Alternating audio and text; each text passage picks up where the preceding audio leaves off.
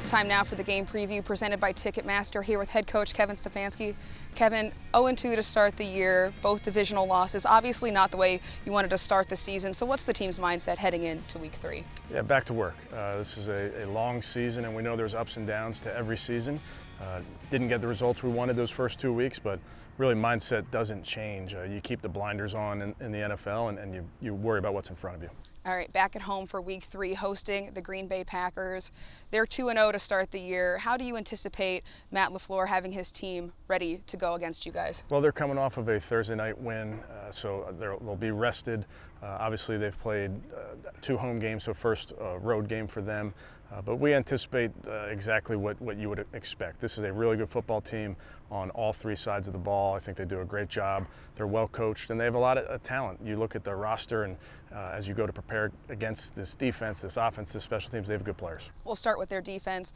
They've got 8 sacks in the first 2 games, 18 QB hits. They've added Micah Parsons. How much has he changed their defensive front, and how do you combat that? Well, it was a good front without him, and you add a great player to an already good front. So they added to their strength in that regard. So we have to have a plan. It's not just, a one-man show. They have many guys that can win, and he's great.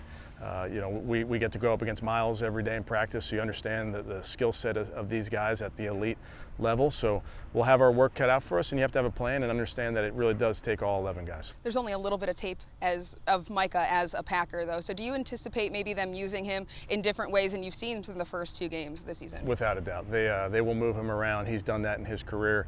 He played off the ball linebacker in college. He can line up on the edge, over a guard, over a center. They can drop him into coverage. So there's really no limit to what he can do, and we totally expect them to move him around in different spots than we've seen these first 2 weeks. I know creating separation is important every week, but with the duo they seem to have found in their last matchup with Keyshawn Nixon and Carrington Valentine, how much more challenging does that become for your receivers? Well, they have a really good scheme.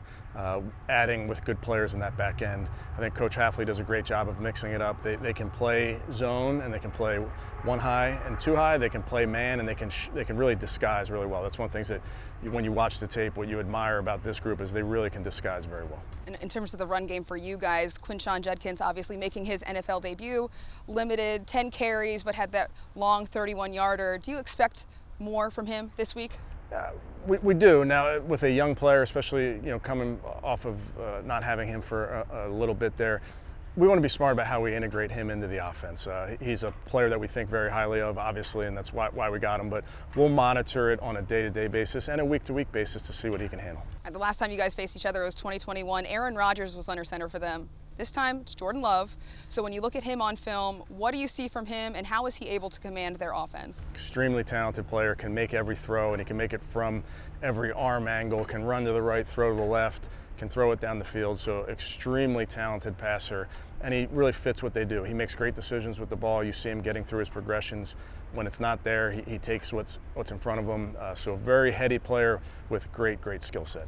Jaden Reed is out for them, that broken collarbone in week 2. It's the first week they're going to be without him, so how do you expect them to maybe fill that void in the receiver room? Well, I think they do a nice job of spreading the ball around, not just to their receivers, but also to their tight ends, to their running backs. So we anticipate that they'll have an attack that really spreads the ball around. You mentioned the running backs. Your defense is leading the league in fewest rushing yards allowed, but you have that new challenge with Josh Jacobs in the backfield. So when you look at that and how he's been able to find the end zone so often, how do you minimize his threat? He's outstanding. I have a ton of respect for Josh Jacobs, having played against him, and we know what he's about. He can really run the ball in a variety of schemes. There's so many different ways that he can run it, whether it's a gap scheme or a perimeter screen. He can do it all, and he fights for extra yards. He has great vision, and he's constantly fighting for extra yardage. I know you guys, as a special teams unit, have things that you guys want to clean up from both games that you've played so far, but when you're looking at this Packers special teams unit, how important does that become, and what does this week of prep look like for that unit? Yeah, you have to be on point versus this group. They have some really big size players. They have good guys on the perimeter. They have excellent specialists. McManus, the kicker, has been doing it at a high level for a very long time, so we have to have a great week of practice and take that to the game. I know we talk about it every single week, and it's important every single week. The Packers are +1 in their turnover margin. You guys are -4, not where you guys want to be. How do you work to clean that up and switch that when you're looking at a game like this? Yeah, it's no secret. That's such an important part to winning. It's been true the start of this season. If you look at the teams that are 2-0 and the teams that are 0-2, so we are committed to playing complementary football. That will give our team the best chance to win. All right, thanks so much, Coach, and good luck on Sunday. Thanks, Cam.